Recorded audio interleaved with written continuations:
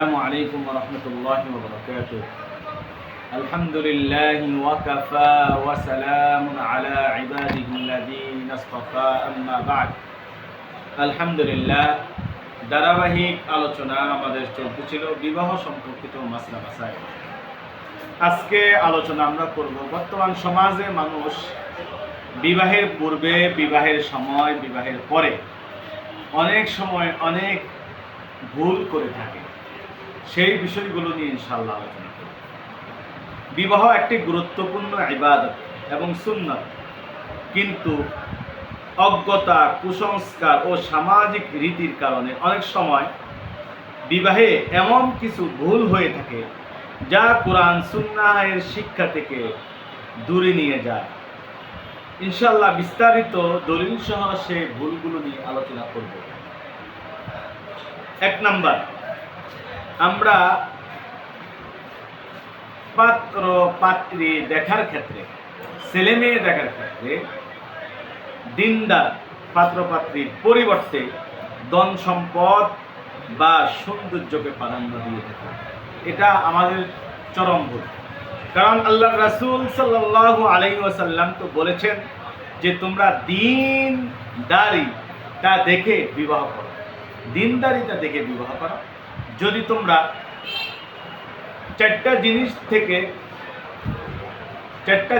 দেখে যদি তোমরা বিবাহ করো, তাহলে তার মধ্যে দিনদারিতা যদি তোমরা পাও বেশি, তাহলে দিনদারিতাকে প্রাধান্য দিয়ে তোমরা বিবাহ করো।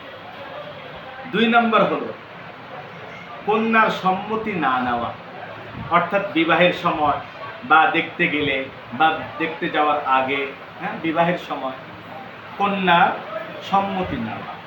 ইসলামে নারীদের ক্ষেত্রে সম্মতি ছাড়া বিবাহ বৈধ নয়। রাসূল সাল্লাল্লাহু আলাইহি ওয়াসাল্লাম বলেছেন, বিধবা নারীর অনুমতি এবং কুমারী নারীর সম্মতি ব্যতীত তার বিবাহ দেওয়া যাবে না। 3 নাম্বার, মোহর নির্ধারণ না করা বা মোহর আদায়ে গাফলতি করা। এটা খুব গুরুত্বপূর্ণ একটা বিষয়। আমাদের সমাজে অনেকে আবেগবশত, আবেগের জের ধরে অনেকে বলে আমার দেনমোহর দরকার নেই, আমার দেনমোহর এটা, আমার দেনমোহর ওটা, যেটা শরীয়ত সম্মত না। এবং অনেকে দেনমোহর নির্ধারণ করে, ঠিক আছে, কিন্তু দেনমোহর নির্ধারণের ক্ষেত্রে ছেলের সামর্থ্যের বাহিরে দেনমোহর নির্ধারণ করে। এর দ্বারা এই দেনমোহর দিতে গাফলতি সৃষ্টি হয়। অনেক সময় দেনমোহর দেয় না। যদি দুনিয়াতে কেউ দেনমোহর না দিয়ে থাকে তার স্ত্রীকে, তাহলে হাসরের মাঠে অবশ্যই তার স্ত্রী আল্লাহ তাআলার দরবারে বিচার দায়ের করতে পারে। 4 নাম্বার হলো যৌতুক দাবি করা। যৌতুক ইসলামে হারাম এবং জুলুমের অন্তর্ভুক্ত। আল্লাহ তাআলা বলেন, তোমরা একে অপরের সম্পদ অন্যায়ভাবে ভক্ষণ করো না। যৌতুকটা আমাদের দেশে মহামারীর মতো ধারণ করেছে, যেটা একবারই নাজায়েজ, শরীয়তে ফিতনা।